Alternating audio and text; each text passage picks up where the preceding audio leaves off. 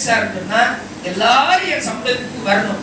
அதாவது இயேசுவுக்கும் மனிதனுக்கும் எந்த விதமான தலால்னா யாரு, தரகர் இருக்கக்கூடாது, ஏஜென்ட் இருக்கக்கூடாது அப்படின்னு சொல்லிட்டு அந்த சீலையை பிடிச்சு விட்டார். அடுத்து இன்னொரு வசனம் என்ன வாசிப்போம்னா மத்தேயு 27:57 சாயங்காலம் போன போது, மத்தேயு 27:57 சாயங்காலம் போன போது இயேசுவுக்கு சீசனும் ஐஸ்வர்யவானுமாய் இருந்த யோசேப்பு என்று பெயர் கொண்ட அரிமத்தியா ஊரானாய் ஒரு மனுஷன் வந்து பிலாத்துவிடத்தில் போய் சரீரத்தை கேட்டான். அப்பொழுது சரீரத்தை கொடுக்கும்படி பிலாத்து கேட்டான். யோசேப்பு அந்த சரீரத்தை தான் கண்மலையில் வெட்டி இருந்த தன்னுடைய புதிய கல்லறையிலே அடை வைத்து கல்லறையின் வாசலில் ஒரு பெரிய கல்லை புரட்டி வைத்து போனான். இந்த ஹைலைட்ஸ் என்னன்னா, இயேசுவோட சரீரத்தை வாங்கினது யாரு? யோசேப்பு. அவன் ஒரு பெரிய ஐஸ்வர்யம், பெரிய பணக்காரன்.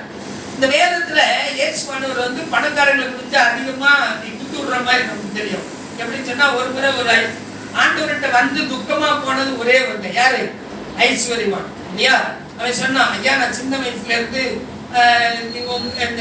கர்த்தருக்கு காணிக்கை கொடுக்குறேன், உங்களுக்கு ஆலயத்துக்கு போறேன், தசம்பா கொடுக்க, நீ பொண்டாட்டி பிள்ளைகள் எல்லாரும் படிச்சவங்க தான், நாங்க தவறாம எல்லாம் பண்ணிப்போம் அப்படின்னு சொல்லும்போது ஆண்டவர் சொன்ன மாட்டு ஒரே ஒரு குறை என்னன்னு கேட்டான், நீ வச்சிருக்கல சொத்து சுகம் அத்தனையும் நிறுத்தி ஏழை கொடுத்து திருப்பி என் சிலுவையை தூக்கிட்டு வாடினா. துக்கமா போயிட்டான். ஒண்ணு ஒரு ஐஸ்வர்யவான். இரண்டாவது ஐஸ்வர்யவான் லாசரு ஐஸ்வர்யவான். அந்த கதை அதுலயும் பாருங்க, ஐஸ்வர்யவான் தான் அவருக்கு மூக்கு உடைக்கிறார். சோ ஐஸ்வர்யவான் அப்ப இயேசுவானவருக்கு தேவையில்லையா அப்படின்னு சொன்னா கர்த்தருக்கு கண்டிப்பா தேவை. எப்போ ஆண்டவர் அடக்கம் பண்றதுக்கு அவன் தான் புதிய கல்லறை வெட்டி வைக்க முடியும். ஒரு ஏழை போய் நிலத்தை வாங்கி கட்ட முடியுமா? கட்ட முடியாது. அதனால இயேசுவானவர் வேறுபாடு பார்க்கிறவர் இல்ல. இவங்க வேணும், அவங்க வேணும், பணக்காரர் வேணும், ஏழைகளுக்கு தான் இயேசுநாதர் அப்படி இல்லை. இயேசுவானவர் எல்லாருக்கும் பொதுவானவர். ஆனா அவங்களை எங்கெங்க உபயோகப்படுத்தணுமோ அங்கதான் உபயோகப்படுத்துறாரு. எல்லாரும் இல்ல இல்லையா? சீசர் வந்து சொன்னாங்க, ஆண்டவரே இப்ப நம்ம என்ன தாகத்தோட உட்கார்ந்துருக்கோம் பத்தியில 11 மணில இருந்து, அதே மாதிரி இப்படி மணி நாள் கணக்கா உட்கார்ந்துருக்காங்க, எதையாவது கொடுத்து சாப்பிட வச்சு அனுப்பி விடுவியா அப்படின்னாங்க. உடனே அவரு சொன்னாரு, அனுப்பி விடுறதுக்கு மேல நீ சுவர் கொடு, சாப்பாடு போடு எல்லாரும் அப்படின்னு சொல்லிட்டு ஆண்டவர் வானத்துல இருந்து அங்க இருந்து வர வைக்கல மண்ணாவை. என்ன சொல்றாரு? நீங்களே கொடுங்க. நாங்க எங்க போறது? ஒருத்தன் சொல்றான் 200 அப்பளத்தை வாங்கிட்டு வந்தாலும் இவ்வளவு பத்தாத, ஒருத்தரும் 2 நாள் பட்டினி அடுத்துதான் ஏகப்பட்ட அள்ளி அடுத்துமா இப்ப நம்ம மோர் குடிக்கிற மாதிரி இல்லையா? அப்படி அவன் நினைச்சுட்டான். அப்படி சொல்றாரு. உடனே ஆண்டவர் அப்பதான் அந்திரையான்னு ஒருத்தர் வர்றாரு. ஐயா இங்க ஒரு பையன் இருக்கான், அவன் 5 அப்பவும் 2 மீன் தான் இருக்கு, அது இத்தனை பேருக்கு பத்தாது, கொண்டாடாதீங்க அப்படின்னு சொல்லிட்டு ஆண்டவர் ஜோம் பண்ணி அவளுக்கு பந்தி பரிமாறுன்னு சொன்னார். அதாவது கர்த்தர் அந்தந்த வேலையை அவங்கவுங்களை வச்சு கரெக்டா செய்யறாரு. அதே மாதிரி ஆலயத்திலே கூட அவங்கவுங்களுக்கு சொல்லி ஆண்டவர் சில உங்களுக்கு பொறுப்புகளை கொடுக்கும்போது அதை சரியா நம்ம நிறைவேற்றணும். அதுவே வேதத்திலே ஆண்டவருடைய அந்த கடைசி பாகத்திலே அந்த ஐஸ்வர்யவானை, ஏன்னா நம்ம வாசிக்கிட்டே வந்தோம்னா அடிக்கடி நம்ம என்ன நினைப்போம், ஐஸ்வர்யவான் ஆண்டவர் பிடிக்காதா, இயேசுநாதர் வேண்டாமா, துட்டு இல்லாம எப்படி இருக்க முடியும் இல்லையா, பணம் இல்லாம எப்படி இருக்க முடியும், சொத்து சுகம் இல்லாம எப்படி இருக்க முடியும். இன்னைக்கும் நிறைய ப்ராஜெக்ட், இப்போ மிஷனரி சாதனங்கள்லாம் சர்ச் யார் கட்டி கொடுக்க முடியும்? சாதாரண வேலைக்கு போற ஒரு நாளைக்கு 500 1000 ரூபாய் சம்பாதிக்கிறவங்க போய் சர்ச் கட்டி கொடுக்க முடியுமா? அது பணக்காரங்க தான் ஆண்டவர் உபயோகப்படுத்துறாரு. அதே போல ஆண்டவர் அந்த பெரிய ப்ராஜெக்ட் எங்க ஆண்டவருடைய சரீரத்தை வைக்கிறது ரொம்ப பெரிய ப்ராஜெக்ட். ஒரு நிலத்தை வாங்கணும். அதாவது சாரால் செத்து போயிடுறாரு. அப்ப ஆபிரகாம் போய் அந்த ஊர் மக்கள்கிட்ட போய் கேட்கிறாங்க. அப்போ சொன்னாங்க, காசு கொடுத்துதான் நான் வாங்குவேன், சும்மா தர வேண்டாம். அப்போ நிறைய காசு கொடுக்கணும் நிலத்துக்கு. இந்த ஊர்ல போய் இப்போ ஒரு பங்களா வாங்க முடியுமோ? காப்புல இல்ல, ரொம்ப கஷ்டம். அதுதான் ஆண்டவர் அந்த கடைசி ப்ராஜெக்டை யாருக்கா வச்சிருக்காரு? ஒரு ஐஸ்வர்யவானுக்காரு.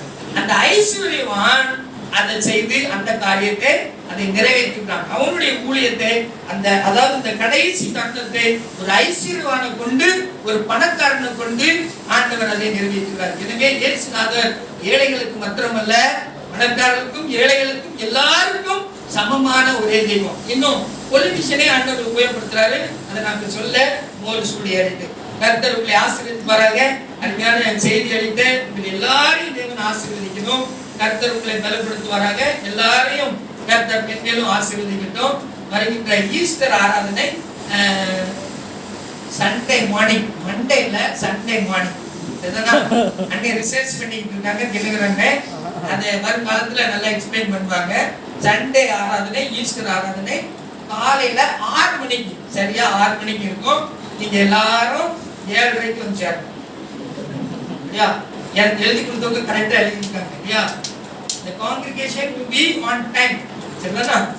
கண்டிப்பா நீங்க வந்துருவீங்க. ஏன்னா அன்னைக்கு வந்தேன் எல்லாரும் சேர்ந்து பாட்டு பாடி இருந்தீங்க. இன்னைக்கு வந்தேன் எல்லாரும் எனக்கு முடிஞ்சிருக்கீங்க. எனவே நீங்க எல்லாரும் ஈஸ்டர் ஆனது காலையில 6 மணிக்கு இருக்கும். தவற விட்டுறாங்க. ஒரு பட்டியல் பேர் உங்களுக்கு. இல்லையா? கர்த்தருடைய ஆசீர்வாதம் பாருங்க. நாம் ஒரு பாடலை பாடுவோம். எழுதி நின்று 467வது பாடல் 1 3 4 அந்த ஸ்டாட்ஸா மட்டும் பாடுவோம். அப்போது கர்த்தருக்கு நாளைக்கு சேர்த்து இந்த ஆராதனை கொல்கத்தாவே கொலை மரமே கூற மரணமாக 467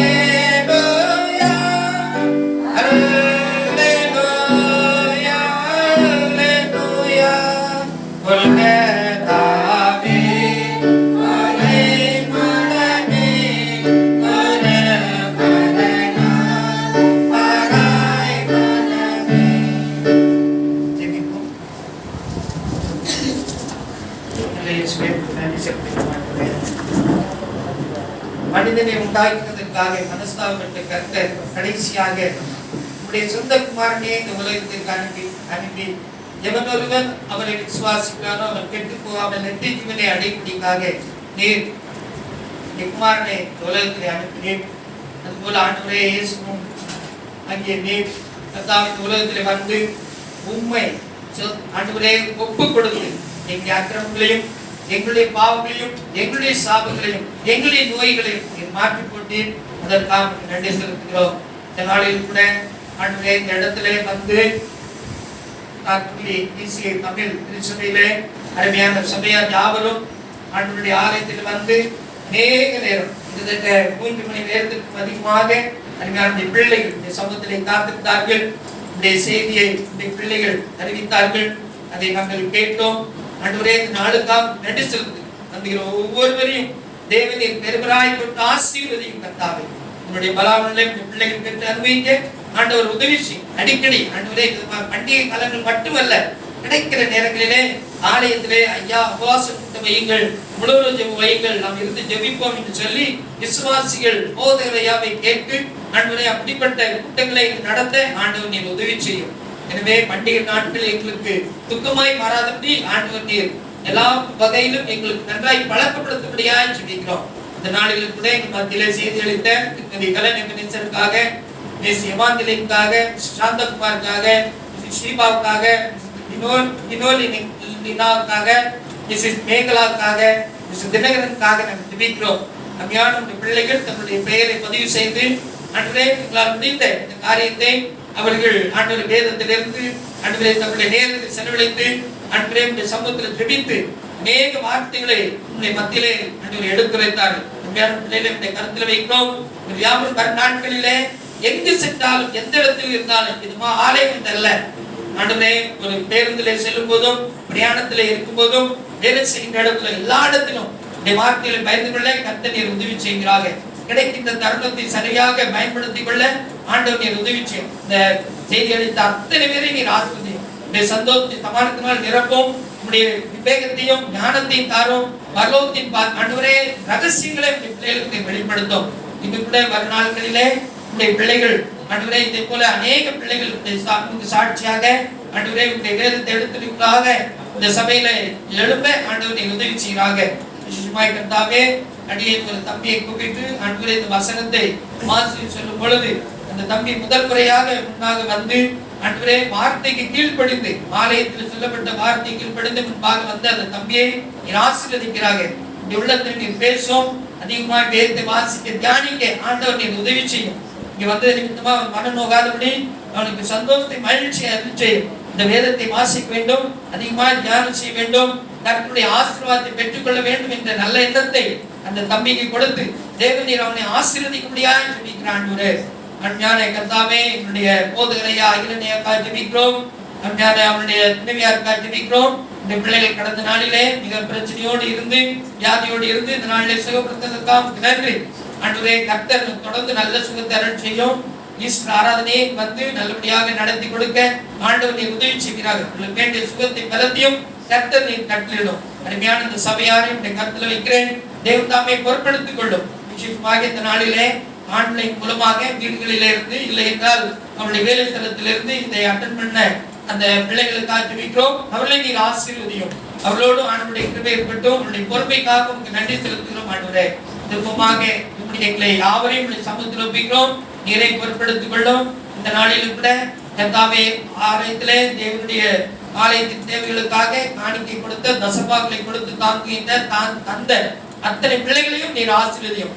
இவர்களுக்கு இரண்டத்தனையாய் தந்து ஒவ்வொருவரையும் ஆசீர்வதிக்கும்படியாக ஜெபிக்கிறான்.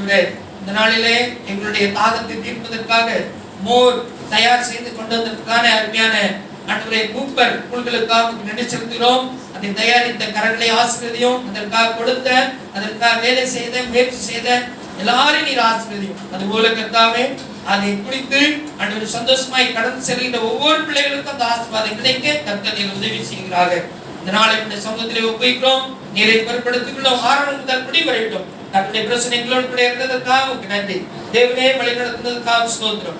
இயேசு மூலம் ஜெபிக்கிறோம் நல்ல பிதாவே, ஆமென். நம்முடைய கர்த்தராகிய இயேசு கிறிஸ்துவின் கிருபையும் பிதாவாகிய தேவனுடைய அன்பும் பரிசுத்த ஆவியானவருடைய அன்பின் ஐக்கியமும் நம்மோடு கூட என்றென்றைக்கும் இருப்பதாக. ஆமென்.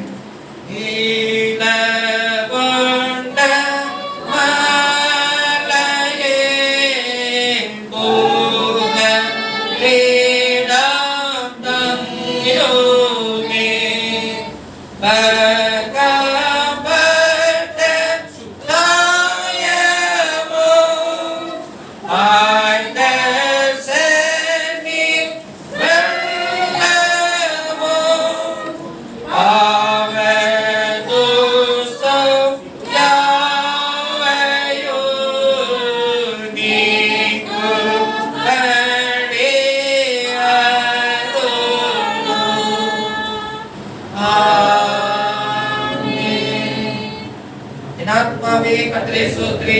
எப்பொழுதுமே உம்முடைய நாமத்தை ஸ்தோத்திரி. ஆத்துமாவே கர்த்தரை ஸ்தோத்திரி. கர்த்தர் செய்த சகல உபகாரங்களை மறவாதே. ஆமென். கர்த்தர் உங்களோடு இருப்பாராக. சமாதானத்தோடே போய் வாருங்கள்.